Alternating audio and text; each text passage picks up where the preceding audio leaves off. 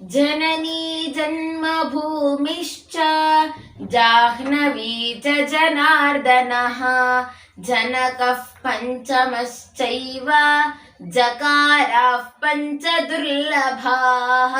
ಶ್ರೀ ಗುರುಭ್ಯೋ ನಮಃ. ಜಕಾರದಿಂದ ಆರಂಭವಾಗುವ ಪದಗಳು ಜನನಿ, ಜನ್ಮಭೂಮಿ, ಜಾಹ್ನವಿ, ಜನಾರ್ದನ, ಜನಕ.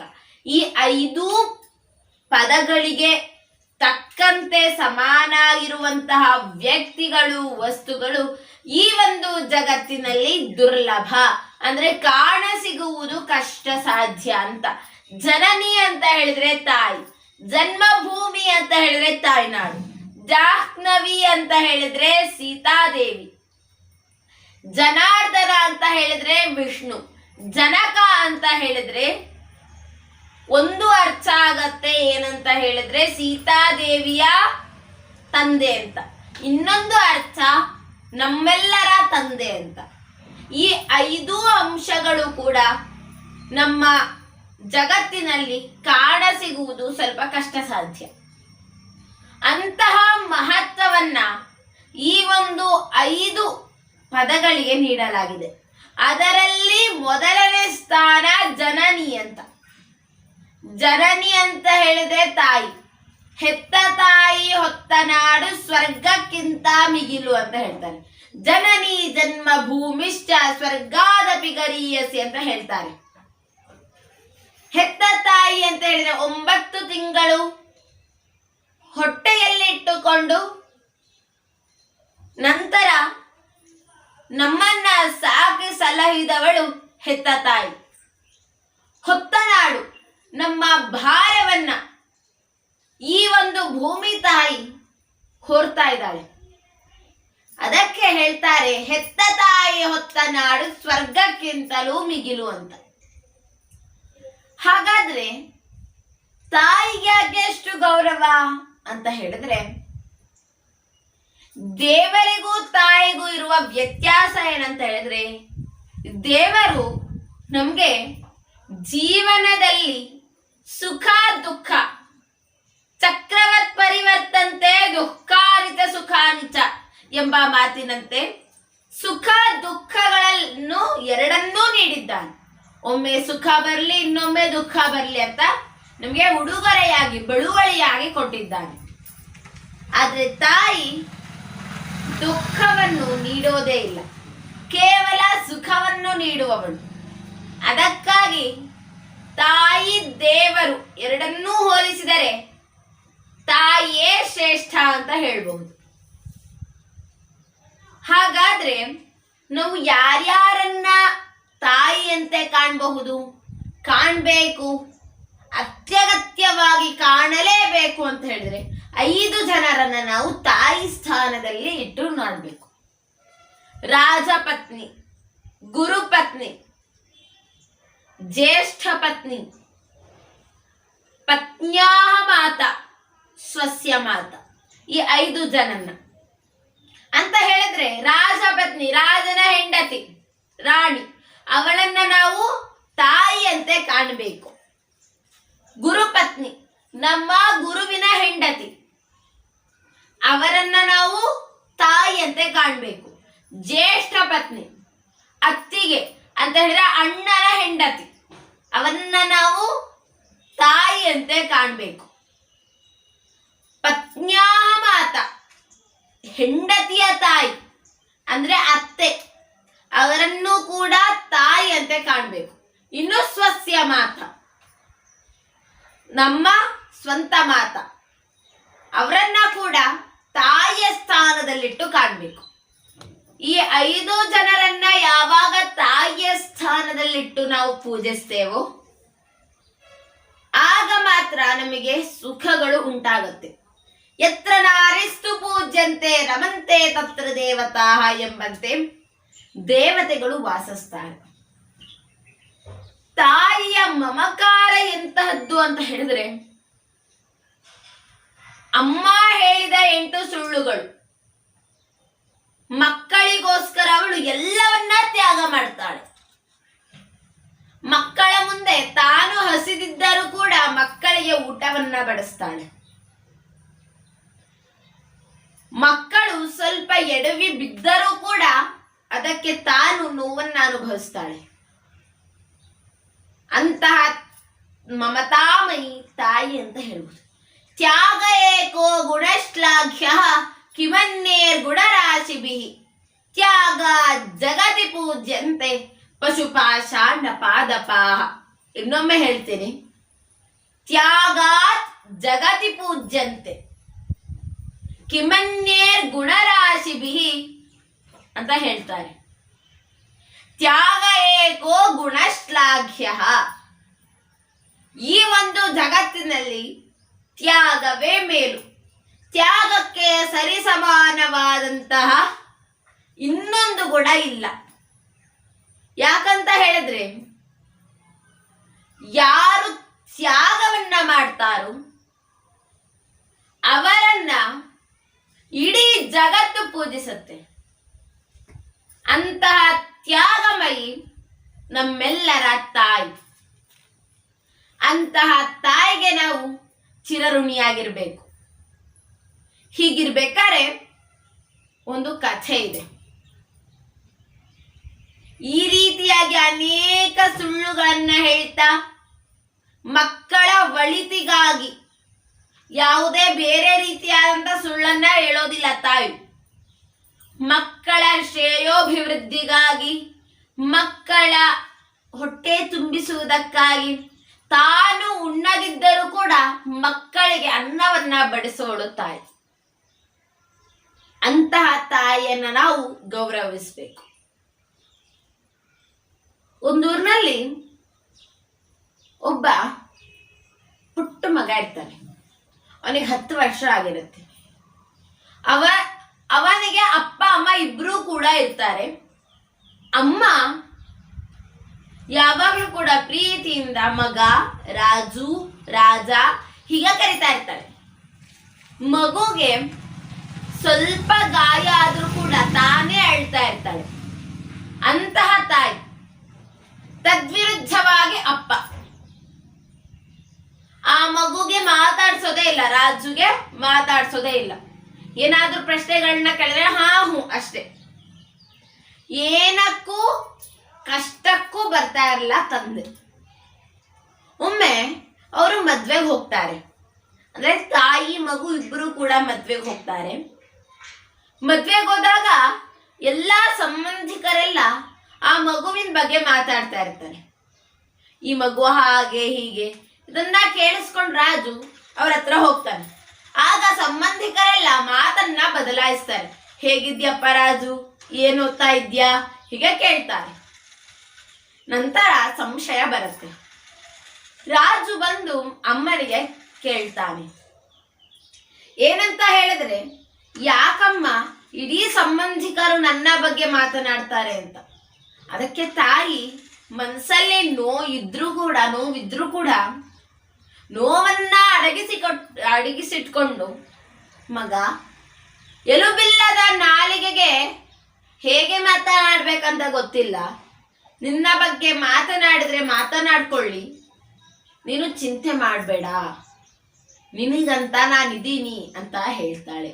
ಹೀಗೆ ತನ್ನ ಮನಸ್ಸಿನಲ್ಲಿ ಬೇಜಾರನ್ನ ಇಟ್ಟುಕೊಂಡು, ಕೊರಗನ್ನ ಇಟ್ಟುಕೊಂಡು, ಸಹಿಸಲಾಗದಂತಹ ನೋವುಗಳನ್ನ ಇಟ್ಟುಕೊಂಡು ಬುದ್ಧಿವಾದವನ್ನ ಹೇಳ್ತಾ ಆ ಮಗುವನ್ನ ಶ್ರೇಷ್ಠ ವ್ಯಕ್ತಿಯನ್ನಾಗಿ ಮಾಡಬೇಕು ಅಂತ ಆಸೆ ಕಂಡಂತ ಏಕೈಕ ವ್ಯಕ್ತಿ ತಾಯಿ ಅಂತ ಹೇಳ್ಬೋದು. ಒಮ್ಮೆ ಆ ರಾಜು ಮಲಗಿರ್ತಾನೆ. ರಾತ್ರಿ ಆಗಿರುತ್ತೆ. ಏನೋ ಸದ್ದಾದಂಗಾಗತ್ತೆ. ಅವನು ಎದ್ದೇಳ್ತಾನೆ. ರೂಮಿನಲ್ಲಿ ಜೋರಾದ ಗಲಾಟೆ ನಡೀತಾ ಇರುತ್ತೆ. ಅವನಿಗೆ ತಿಳಿಯುತ್ತೆ ಅಪ್ಪ ಅಮ್ಮ ಜಗಳ ಆಡ್ತಾ ಇದ್ದಾರೆ ಅಂತ. ತಿಳಿದಂತ ಅವನು ಸದ್ದು ಮಾಡದೆ ಬಾಗಿಲಿನ ಹತ್ತಿರ ಹೋಗಿ ನಿಂತ್ಕೋತಾನೆ. ಅಪ್ಪ ಮಾತಾಡ್ತಾ ಇರ್ತಾರೆ. ಬೀದಿಗೆ ಬಿದ್ದಿದಂತಹ ಆ ಮಗನನ್ನ ಮನೆಗೆ ಕರ್ಕೊಂಡು ಬಂದು ಸಾಕ್ತಾ ಇದೆಯಲ್ಲ, ನಿನಗೇನು ಅನ್ಸಲ್ವಾ? ಅದು ನನ್ನ ದುಡ್ಡಿಂದ ನೀನು ಸಾಕ್ತಾ ಇದ್ಯಾ? ಅವನನ್ನ ಹೆತ್ತ ತಾಯಿಗೆ ಕರುಣೆ ಇಲ್ಲ, ಹಾಗಾದ್ರೆ ನೀನ್ಯಾಕಷ್ಟು ಕರುಣೆ ಕರುಣೆ ತೋರಿಸ್ತೀಯಾ ಅಂತ ಹೇಳಿದಾಗ ತಾಯಿ, ಸಾಕು ತಾಯಿ ಅದ್ಭುತವಾಗಿ ಉತ್ತರ ಕೊಡ್ತಾಳೆ.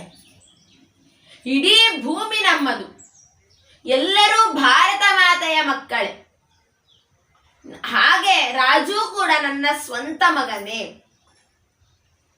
ನಾನು ಸ್ವಂತ ಮಗನಂತೆ ಕಾಣ್ತೇನೆ. ನನ್ನ ಜೀವನದಲ್ಲಿ ನಾನು ಉಳಿಸಿರುವಂತ ಹಣದಿಂದ ಅವರನ್ನ ಸಾಕ್ತಾ ಇದ್ದೇನೆ ಅಂತ ಹೇಳ್ತಾಳೆ. ಇದನ್ನೆಲ್ಲ ರಾಜು ಕೇಳಿಸ್ಕೊತಾನೆ. ಕೊನೆಗೆ ಕೋಪ ಬಂದ ತಂದೆ ಚಟಾರ್ ಅಂತ ತಾಯಿಯ ಕೆನ್ನೆಗೆ ಹೊಡಿತಾನೆ.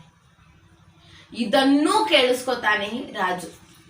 ಕೊನೆಗೆ ಬೇಜಾರಿಂದ ಹತ್ಕೊಂಡು ಹೋಗಿ ಮಲಗ್ತಾನೆ. ಬೆಳಗ್ಗೆ ರಾಜುಗೆ ಯಾವುದೇ ರೀತಿಯಾದಂತಹ ವಿಷಯಗಳು ತಿಳಿಬಾರ್ದು ಅಂತ ಹೇಳಿ ಆ ತಾಯಿ ಹೇಳ್ತಾಳೆ, ನಿನ್ನೆ ರಾತ್ರಿ ಯಾವುದೋ ಒಂದು ಹುಳ ಬಂದು ಕಚ್ಚದು ನನ್ನ ಕೆನ್ನೆ ಉಬ್ಬಿದೆ ಅಂತ ಹೇಳ್ತಾನೆ. ಆದ್ರೆ ರಾಜುಗೆ ಎಲ್ಲ ವಿಷಯ ತಿಳಿದಿರುತ್ತೆ.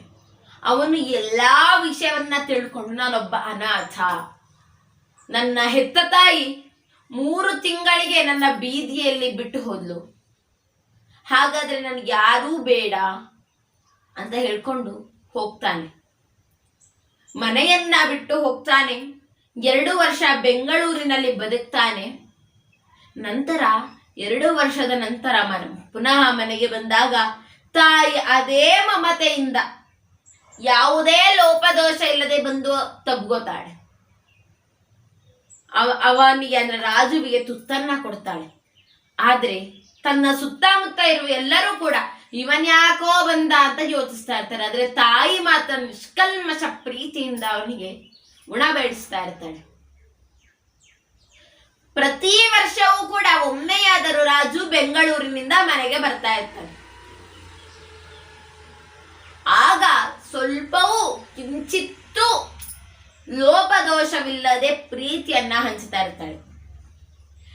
ಈ ರೀತಿಯಾದಂತ ತಾಯಿ ನಮ್ಮೆಲ್ಲರ ತಾಯಿ ಆಗಿದ್ದಾಳೆ. ಎಲ್ಲಾ ತಾಯಿಯೂ ಕೂಡ ಅವರ ಮಕ್ಕಳನ್ನ ಎಷ್ಟೇ ದೊಡ್ಡದಾಗಿ ಬೆಳೆದ್ರು ಕೂಡ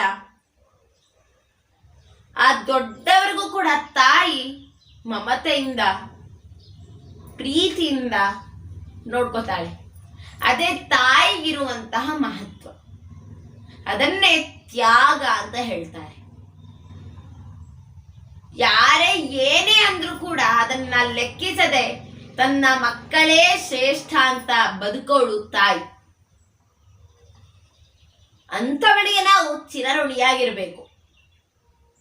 ಒಮ್ಮೆ ಒಬ್ಳು ಬಾಲಕಿ, ಅವಳಿಗೆ 2 ಸಹೋದರರು, ಒಬ್ಬಳು ತಂಗಿ, ಹಾಗೆ 2 ಅಪ್ಪ ಅಮ್ಮ.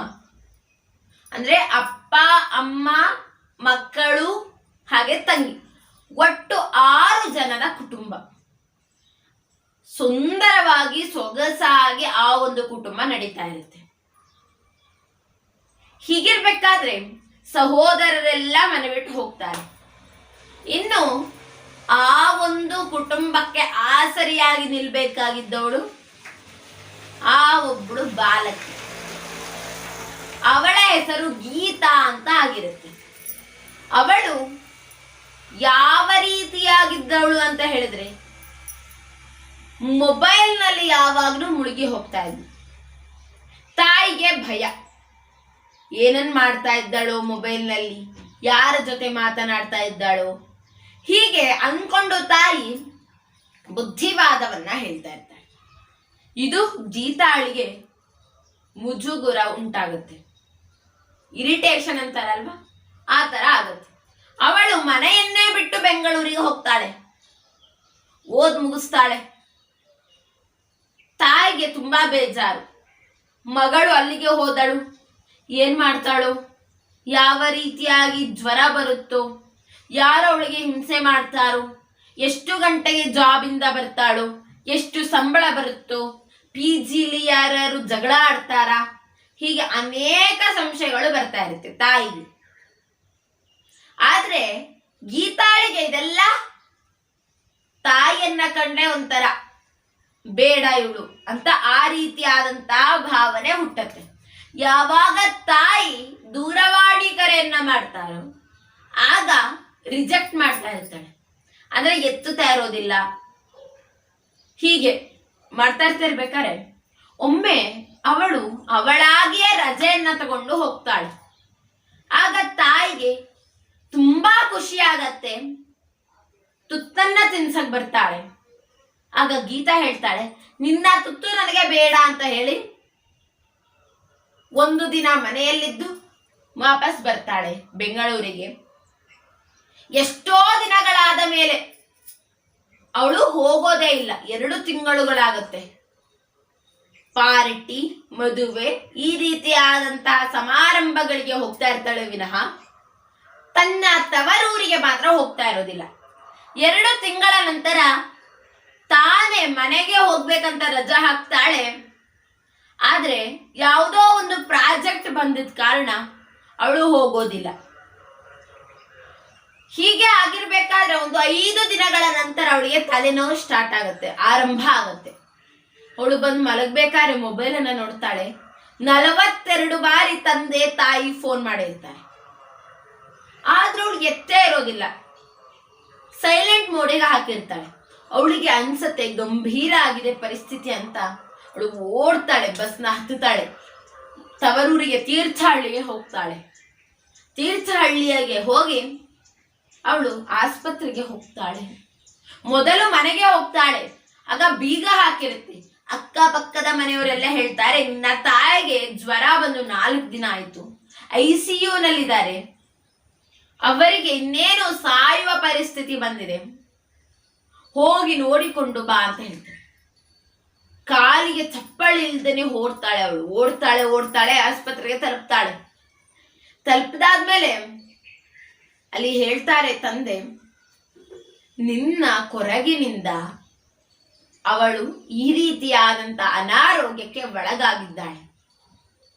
ಎಲ್ಲರ ತಾಯಿಗೂ ಆಸೆ ಇದ್ದೇ ಇರುತ್ತೆ, ತನ್ನ ಮಗಳು ಎತ್ತರಕ್ಕೆ ಬೆಳಿಬೇಕು, ಅವಳಿಗೆ ಯಾವುದೇ ರೀತಿಯಾದಂತಹ ಕಷ್ಟಗಳು ಬರಬಾರ್ದು ಅಂತ ಆಸೆ ಇರುತ್ತೆ. ಆ ರೀತಿಯಾದಂತ ಆಸೆಯನ್ನೇ ನಿನ್ನ ತಾಯಿ ಕಂಡ್ಲು. ಆದ್ರೆ ನೀನು ಅದನ್ನ ನಕಾರಾತ್ಮಕವಾಗಿ ಚಿಂತಿಸಿದೆ, ಮನೆ ಬಿಟ್ಟು ಹೋದೆ.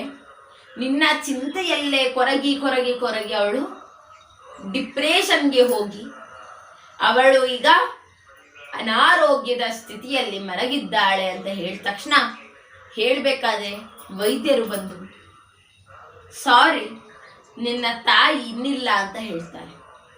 ಆಗ ತಾಯಿಯ ಮಹತ್ವ ಅವಳಿಗೆ ಗೊತ್ತಾಗತ್ತೆ. ಇನ್ನು ಏನೂ ಮಾಡಕ್ಕಾಗೋದಿಲ್ಲ. ಅದಕ್ಕೆ ಅವಳಿಗೆ ಕಳೆದು ಹೋದ ಕಾಲ ಮತ್ತೆ ಬರೋದಿಲ್ಲ ಎಂಬಂತೆ ನಾವು ಏನನ್ನ ಮಾಡ್ಬೇಕಂತ ಹೇಳಿದ್ರೆ ಮೊದಲು ತಾಯಿಗೆ ಗೌರವವನ್ನ ಕೊಡ್ಬೇಕು. ಗೌರವವನ್ನ ಕೊಟ್ಟು ತಾಯಿಯನ್ನ ಪ್ರೀತಿಸ್ಬೇಕು. ಹೀಗೆ ಇರ್ಬೇಕಾದ್ರೆ ತಾಯಿ ಏನನ್ ಬೇಕಾದ್ರೂ ಕೊಡ್ಸಕ್ಕೆ ಸಿದ್ಧ. ತನ್ನ ಎಲ್ಲಾ ವಸ್ತುಗಳನ್ನ ಸಾಲ ಮಾಡಿ ಮಕ್ಕಳಿಗೆ ಬೇಕಾದ ವಸ್ತುಗಳನ್ನ ನೀಡ್ತಾಳೆ. ಇದಕ್ಕೊಂದು ಉದಾಹರಣೆ ಇದೆ. ಒಂದೂರಿನಲ್ಲಿ ಮನೋಜ ಅಂತ ಒಬ್ಬ ಹುಡುಗ ಇರ್ತಾನೆ. ಅವರ ತಾಯಿ ಹೆಸರು ಪಾರ್ವತಮ್ಮ ಅಂತ, ತಂದೆ ಬಸವಗೌಡ ಅಂತ. ತಂದೆ ಆ ಊರಿಗೆ ಮಾಲೀಕರಾಗಿರ್ತಾರೆ, ಅಂದ್ರೆ ಗೌಡ್ರು ಅಂತಾರಲ್ಲ ಆ ರೀತಿಯಾಗಿ. 20 ಎಕರೆ ಜಮೀನನ್ನ ಹೊಂದಿರ್ತಾರೆ. ಅವರ ಮನೆ ಎಷ್ಟು ದೊಡ್ಡದಾಗಿರುತ್ತಂದ್ರೆ 16 ಕೊಠಡಿಗಳನ್ನ ಹೊಂದಿರುತ್ತೆ. ಹೀಗಿರ್ಬೇಕಾದ್ರೆ ತಂದೆ ಒಮ್ಮೆ ಹೃದಯಾಘಾತದಿಂದ ಮರಣವನ್ನ ಅಪ್ತಾರೆ. ಕೊನೆಗೆ ಉಳಿದಿರೋದು ತಾಯಿ ಪಾರ್ವತಮ್ಮ. ತುಂಬಾ ಪ್ರೀತಿಯಿಂದ ಸಾಕಿಸ್ತಾರೆ. ಕಾಲೇಜ್ ಮುಗಿಯುತ್ತೆ, ಅಂದ್ರೆ ಸೆಕೆಂಡ್ PUC 80ರಿಂದ ಹೆಚ್ಚು ಅಂಕಗಳನ್ನ ಗಳಿಸ್ತಾನೆ. ನಂತರ ತಾಯಿಯ ಹತ್ತಿರ ಬಂದು ಕೇಳ್ತಾನೆ ಮನೋಜ.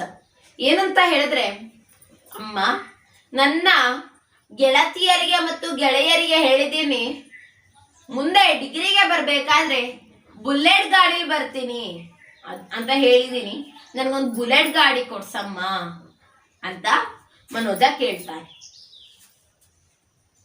ತಾಯಿಗೆ ಸ್ವಲ್ಪ ಚಿಂತೆ ಆಗತ್ತೆ, ಆದ್ರೂ ಕೂಡ ಮಗನ ಆಸೆಯಂತೆ ಅವಳು ಬುಲೆಟ್ ಗಾಡಿಯನ್ನ ಕೊಡಿಸ್ತಾಳೆ. ಆದ್ರೆ ಏನಾಗುತ್ತಂತ ಹೇಳಿದ್ರೆ, ಪಾರ್ವತಮ್ಮನಿಗೆ ಒಂದು ಹವ್ಯಾಸ ಇರುತ್ತೆ.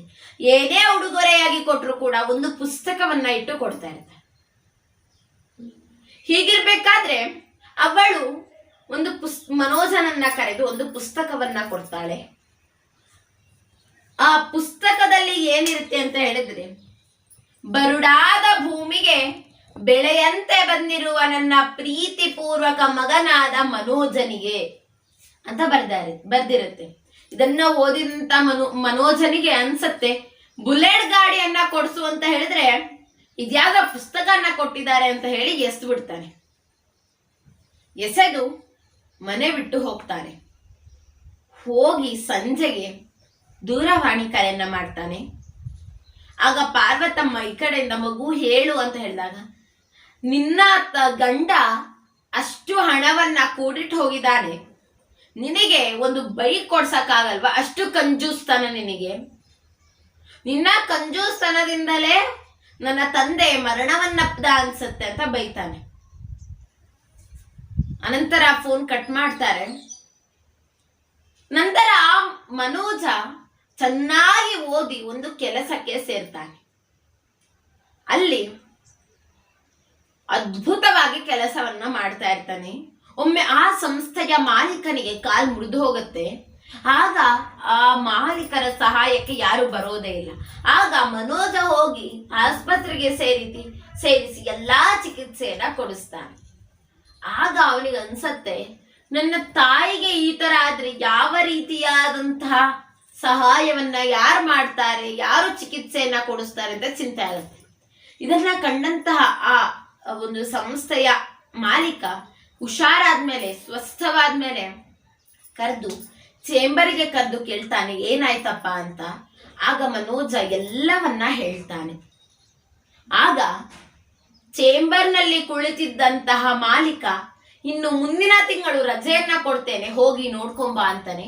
ಆದ್ರೆ 2 ದಿನಗಳಾದ ನಂತರ ಕೆಟ್ಟ ಕನಸುಗಳು ಬೀಳುತ್ತೆ. ಇದನ್ನ ಹೋಗಿ ಮಾಲೀಕರ ಹತ್ರ ಹೇಳಿದಾಗ, ಕನಸೆಲ್ಲ ನಿಜ ಆಗೋದಿಲ್ಲ, ಆದ್ರೂ ಹೋಗಿ ಬಾ ಒಮ್ಮೆ ಅಂತ ಮಾಲೀಕರು ಹೇಳ್ತಾರೆ.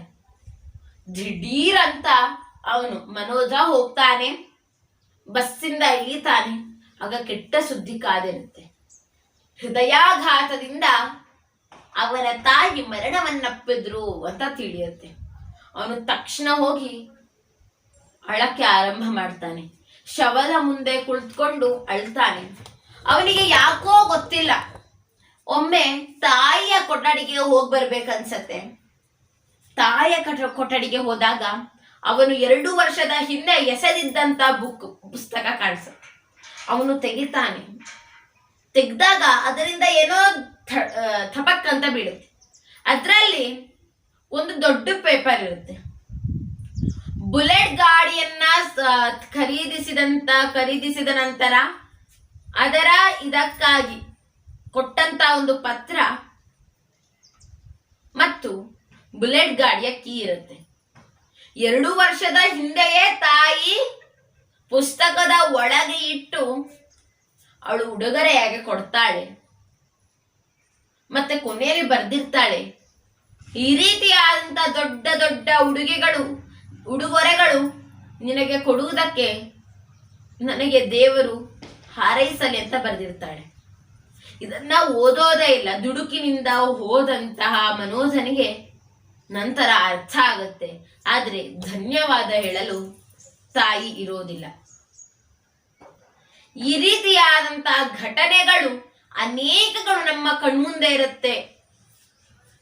ಆದ್ರೆ ನಾವು ಅದನ್ನ ಅರ್ಥಕೊಳ್ಬೇಕು, ನಮ್ಮ ತಾಯಿಯನ್ನ ಪ್ರೀತಿಸ್ಬೇಕು, ದೇವರಿಗಿಂತ ಹೆಚ್ಚಾಗಿ ನಾವು ಪ್ರೀತಿಸ್ಬೇಕು. ಆಗ ಮಾತ್ರ ದೇವರು ಒಲಿತಾನೆ. ತಾಯಿಯನ್ನ ಪ್ರೀತಿಸೋಣ.